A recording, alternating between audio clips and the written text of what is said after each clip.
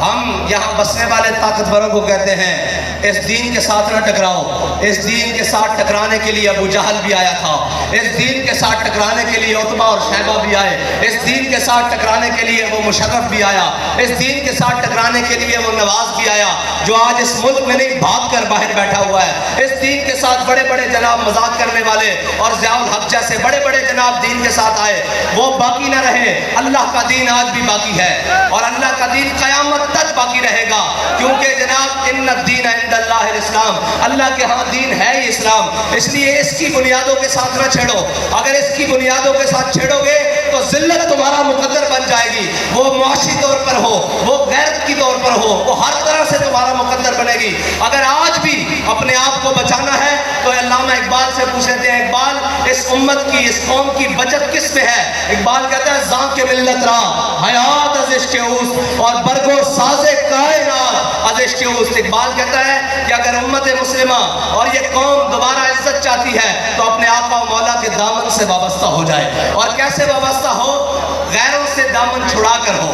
امریکہ اور نیٹو سے دامن چھڑا کر ہو۔ یہ نہ ہو کہ سٹیجوں پر بات اور ہو اور جناب ٹی ویوں پر بات اور ہو، قوم کو دکھانے کے لیے بات اور ہو، اور رات کے اندھیرے میں ایمبیسیوں کے چکر لگے اور کہا جائے یہ تو ہمارا ایک دکھانے کے لیے بیانیہ ہے، ورنہ ہم امریکہ کے خلاف نہیں ہیں۔ بیانیے وہ نہیں ہوتے کہ جو جناب طاقت دیکھ کر اور جناب قوت دیکھ کر بیانیے بدل جائیں، بلکہ میرے آقا و مولا نے بتایا بیانیے کیا ہوتے ہیں۔ جب حنین کے موقع پر پاسا پلٹا تو میرے آقا و مولا سفید خچر پر آگے تشریف لائے اور اب میرے آقا و مولا نے فرمایا انا النبی لا کذب انا ابن عبد المطلب، فرمایا جو جانتا ہے وہ تو جان لے، جو نہیں جانتا میں ہوں نبی، میں آخری نبی ہوں اور میں اپنے عبد المطلب کا بیٹا ہوں۔ یہ بیانیے وہ نہیں ہے جو ذرا طاقت دیکھ کر اور ذرا جناب پریشر دیکھ کر بیانیے بدل لائے، بلکہ بیانیے تو وہ ہوتے ہیں کہ لبے بام بھی پکارا، سرے دار بھی صدا دی، میں کہاں کہاں پہنچا تیری دید کی لگن میں۔ بیانیہ وہ ہوتا ہے جب پوری امت پورا کفر کٹھا ہو جائے، ان کے اپنے اور بیگانے بھی کٹھے ہو جائیں، ان کے جناب گماشتے اور میڈیا اور جناب سارا کچھ کٹھا ہو جائے اور وہ کہے کہ نہیں جی اسلام امن سے پھیلا ہے، تو ایک بابا جی ویل چیئر پر آگے کہتے ہیں اور کہتے ہیں اسلام امن سے ضرور پھیلا ہے لیکن اسلام غیرت کا درس بھی دیتا ہے، اسلام میرے آقا مولا صلی اللہ علیہ وسلم کی تلوار اٹھانے کا درس بھی دیتا ہے، اسلام بدر میں جانے کا درس بھی دیتا ہے، اسلام احد میں جانے کا درس بھی دیتا ہے، اسلام خندق میں جانے کا درس بھی دیتا ہے، مریسی مستلق تبوک جرموک قادسیہ میں جانے کا بھی درس دیتا ہے، اسلام گھر میں بیٹھنے کے تسبیح پڑھنے کا حکم بھی دیتا ہے اور جب موقع آ جائے تو پھر تلوار اٹھا کر میدان میں جانے کا حکم بھی دیتا ہے۔ ومن صف نبیا ومن صف نبیا ومن صف نبیا ومن صف نبیا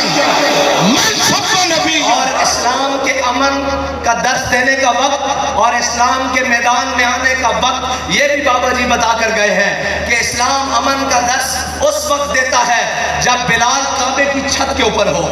جب فتح مکہ ہو رہا ہو، پھر کہا جاتا ہے من دخل دار ابی سفیان فہو آمنا من دخل دار حکیم ابن حزام فہو آمنا۔ فتح مکہ کے دن سارے اعدائے دین نصرت مصطفیٰ دیکھتے رہ گئے، وہ دن ہے جب کہا جاتا ہے اذا جاء نصر اللہ والفتح، جب کہا جاتا ہے انا فتحنا لک فتحا مبینا۔ لیکن اس موقع کے اوپر بھی غلاموں کا یہ کام نہیں جو حضور کے امتی ہوں، ان کا یہ کام نہیں کہ وہ دشمنوں کو دیکھ کر ڈھیلی بات کریں، بلکہ یہ کہیں الیوم یوم الملحمہ الیوم تستحل الکعبہ۔ جب دیکھیں وہ منظر، وہ آج عمرہ قضا پر میرے آقا و مولا کو روکنے والے، وہ میرے آقا و مولا کو مدینہ مکے کی گلیوں میں ستانے والے، وہ اجڑیاں پھینکنے والے، وہ بلال کو کعبے کی گلیوں میں مارنے والے، وہ حضرت سمیہ کے ٹکڑے کرنے والے، وہ حضرت خباب بن ارد کے جسم میں سوراخ کرنے والے، وہ حضرت جناب سمیہ کے ٹکڑے کرنے والے، وہ جناب بلال کو مارنے والے آج سامنے کھڑے ہو تو پھر یہ نہیں کہ ڈھیلی بات، قال یوم یوم الملحمہ الیوم تستحل الکعبہ، آج جنگ کا دن ہے، آج تو کعبے میں بھی بندے کاٹ کے رکھ دیے جائیں گے۔ میں ایک بات کرتا ہوں کہ صحابی نے نیت کی، میرے آقا و مولا نے آپ معافی کا اعلان کر دیا، لیکن ان کے جذبے صادق کی قسم دیکھیں، ان کا جذبہ اٹھانا دیکھیں۔ جب ابن خطل کی باری آئی، صحابی نے منہ سے نکالا تھا کعبے میں بندے مار کے رکھ دیں گے۔ جب ابن خطل کی باری آئی، میرے آقا و مولا نے سب کو معافی دے دی۔ اب گستاخ رسول کی باری آئی، صحابہ نے عرض کی یا رسول اللہ یہ کعبے کی دیوار ہے، یہ کعبے کا غلاف ہے، اس کے درمیان رسیاں لٹک رہی ہیں،